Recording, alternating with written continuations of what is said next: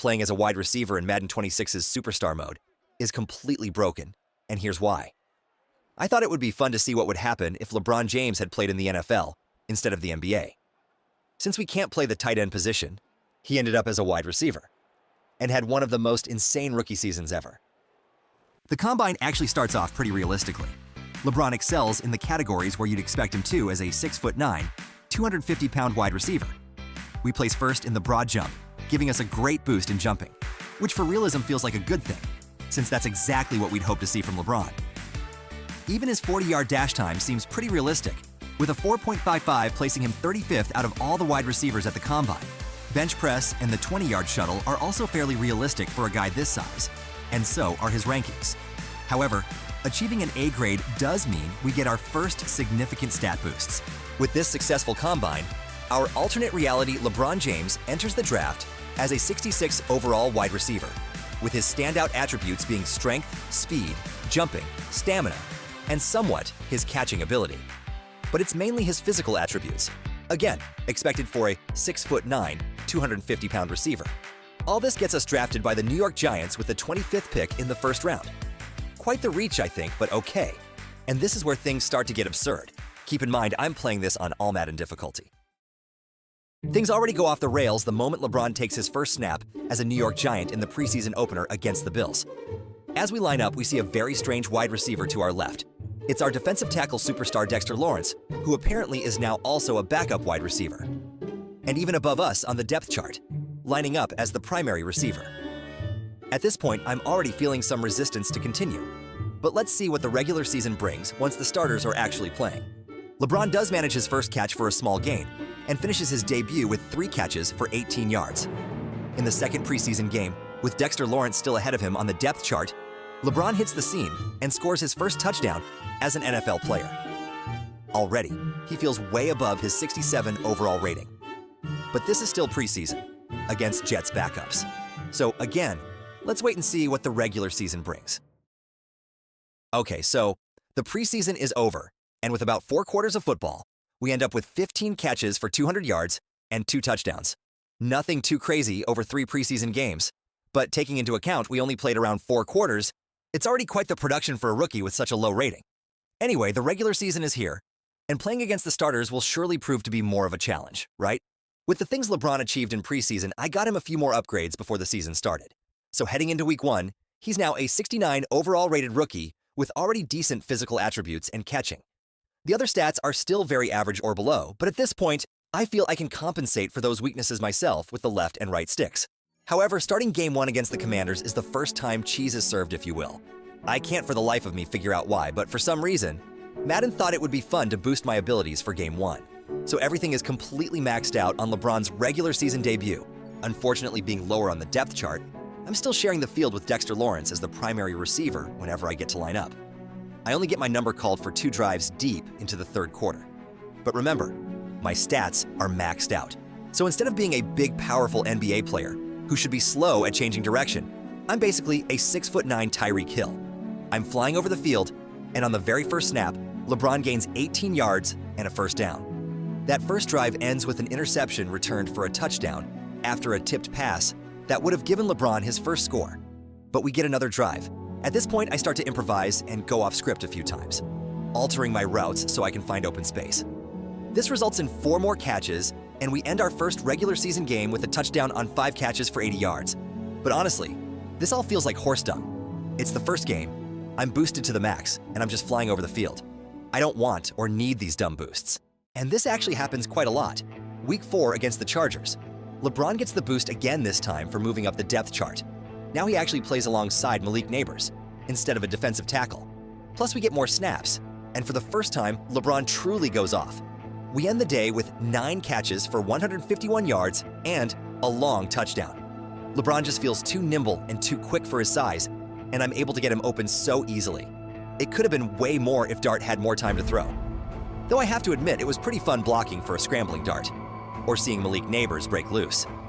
Also, it was very fun throwing blocks on multiple defenders for the running back to score. However, this performance earns LeBron yet another max boost for Week 5 against the Saints. And this is where it really stops being fun. With boosted LeBron being so quick, whilst also being so big, there is just no stopping him. Within the first quarter, he has a 95-yard receiving touchdown that never would have happened without the boosted stats. He ends up with 8 receptions for 194 yards and 2 touchdowns. And even though LeBron James has done and achieved things in the NBA that are out of this world, these early accomplishments for the Giants with a rookie quarterback are just ridiculous. And in the end, not really fun if you are looking for a real challenge as a wide receiver. The 2 games against the Eagles are perfect examples of this lack of challenge because of those annoying boosts. In the first game against the Eagles in Week 6, LeBron James goes off again with 10 receptions for another 140 yards. But then, in the rainy return 2 weeks later, it finally becomes the challenge I was hoping for.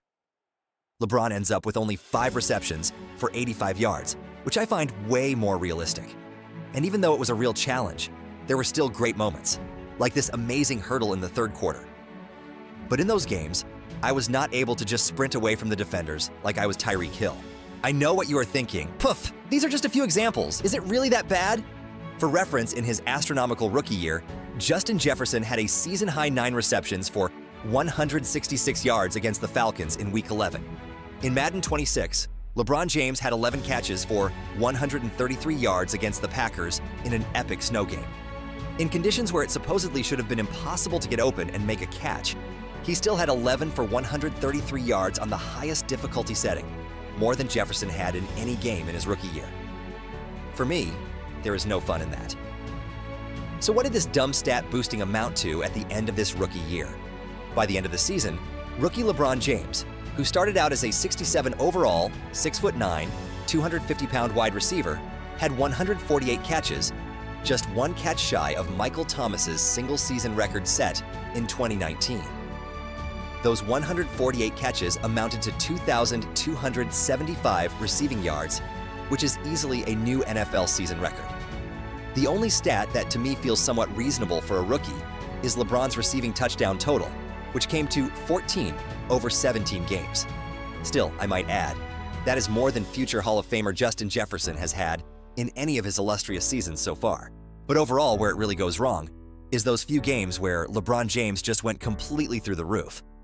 I am not sure whether I had the stupid max boost in all of those games, or if LeBron just developed too quickly, or maybe it was his size and attribute combination.